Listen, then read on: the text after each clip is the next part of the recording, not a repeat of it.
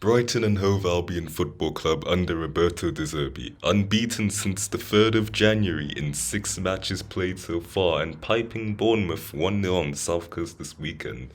I'm thinking that this team can't be stopped at all. Just it's done, it's finished, no one can beat Brighton. But I have a solution, or at least what I think is a solution, as to how to stop them from winning football matches.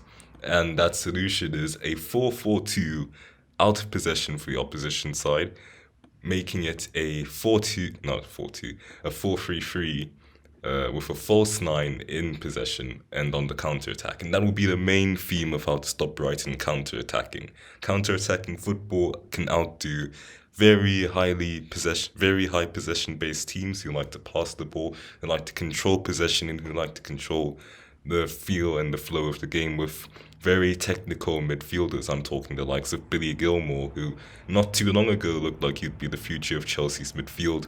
Moises Caicedo, who's worth about £176 billion according to Arsenal and Chelsea, and the likes of World Cup winner Alexis McAllister. Of course, Caicedo and McAllister didn't play against Bournemouth, but Gilmore and Gross just highlighted how good the side are, that they can rotate players in and out of the starting 11 and still play the same brand of very technical, very high energetic possession based football. That is very hard to combat, extremely hard to combat, hence why they haven't lost a match since January, since the beginning of January even. And I think the last time they did lose was to top of the table, very, very in form Arsenal. So that should tell you everything you need to know. What Brighton do very well, and especially I've noticed this season with Lewis Dunk, is he's able to play direct balls that bypass the midfield. So I think there was one or two that he played against Bournemouth that went straight to Karu Mitoma, my apologies, who then dribbled past one or two. The ball breaks. I believe there was an instance where Billy Gilmore has a shot from just outside the box or just inside, and everyone thinks it goes in, but it actually hits the side netting. They are very good at breaking down very stagnated defenses, or not really stagnated, but just congested defenses. Somehow they find a way with freaking Danny Welbeck to body his way through a midfield, body his way through a defense, and somehow cause chaos in the opposition's final third. Like we saw with Matomo's header. I keep saying Matomo, my apologies, Matomo's header at the end, I think in the 87th minute. Bournemouth, before Brighton scored their winner, had an instance, I can't remember who it was, but there were two Bournemouth players on the counter attack, and this is one of their weaknesses. I think it was either Lamptey or Estupinian. I believe it was Estupinian. He was caught out in possession. He did eventually recover, making a block that Robert Sanchez was very, very thankful for in the end. But he was caught out of possession while Brighton pushed very high up the pitch. I think everyone was forward at this point. Welbeck's in the box, Matoma's on the edge of the box, Solly March is lurking, ready to put a ball back in or maybe cut in on his left, which he's been doing very well this season. That I must credit to Zerbi on that. He has turned Solly March into the tag I've given him, the best right winger in the world. When I think last season and when in his entire career at Brighton, he's been playing as a left back, left wing back, bombing up and down. But he's learnt how to finish, and my word, can he finish! Genuinely best right winger in the world on form. Sorry, Almiron, it's okay. Just let Jack Grealish slate you, and then you'll go back to form. Anyway, I digress. Back to Bournemouth's near winner at the Amex on the weekend. I think once play had broken, I can't remember if it was an interception or just Brighton lost the ball. So Estupinian had to track back because a ball came from the centre of the park. It went to a Bournemouth attacker who then drove in to Brighton's final third. Very, very indecisive. I can't remember. I think Fulton was somewhere here, Dunk was somewhere on the right of the pitch, and Estupinian busted their gut to come and track back. That is the only real that's easy for me to say, clear cut opportunity that Bournemouth had. I think it was in the 80th minute or so. Estupinian does end up, like I say, making a defensive block here. But the key weakness that I witnessed here was the fullback roles.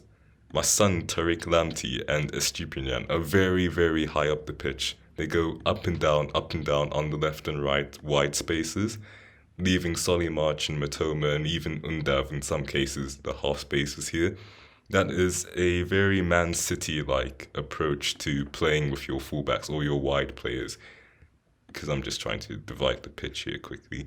You have your half space, which is the space between, let's say, the edge of the penalty area and the edge of the box and the edge of the 6 yard box. That's your half space, and you've got your center space where my cursor is. I'll just put the ball here. You've got my cursor, that's the center space. And you've got your half space and you've got your wide spaces. What the Zerbi has taken from Pep Guardiola, what I've noticed is he uses the wide spaces a lot for his fullbacks to do most of the work. That's been adapted from Pep Guardiola, who uses his wingers, his wide players, to do most of the wide work. What happens when you use your fullbacks in these wide spaces is you're left exposed, really, especially if you're playing with a back three instead of a back four. That means one of your midfielders has to drop in and maybe add cover in the center, but again, you are exposed on the wings. That's why I suggested a false nine system or false nine variation of the 4-3-3. Because with that, you have a sort of, let's just say, a unconventional number 10 here, along with other midfielders that could turn into a diamond with your pivot as well. That diamond would allow your front, I can't speak today, my apologies, would allow your front two players to either drift, if need be, to wherever your attack could spring from, or it could allow your midfielders to make late runs or supporting runs when on the counter attack. And that's the only real way I think you can stop Brighton at this point, because they're very possession based, very possession dominant, and if you can't get the ball off them, the best you can do is take the ball when you have it and hurt them quickly. Because if we think about it in this sense, it's easy to stop a side from coming at you when you are sitting in a low block. But if you are a very attacking and possession-based team, you won't be sitting deeper. You'll be further up the pitch, and that leaves you vulnerable to counterattacks. Very vulnerable to counterattacks, because the opposition can get players forward quickly while you're still trying to defend, or while most of your squad is up in the more attacking areas, the more dangerous areas of the pitch, which they will be if you're a very attacking side. Then you're just left susceptible to any attack on the counter. And if the opposition has players who can hurt you, let's say if they are in the ilk of a Newcastle United side, who are also growing to be more possession based under Eddie Howe, but if they have someone like a Callum Wilson and Isak or Saint-Maximin, French is not my strong point. I digress again. They will be able to hurt you on the counter attacks.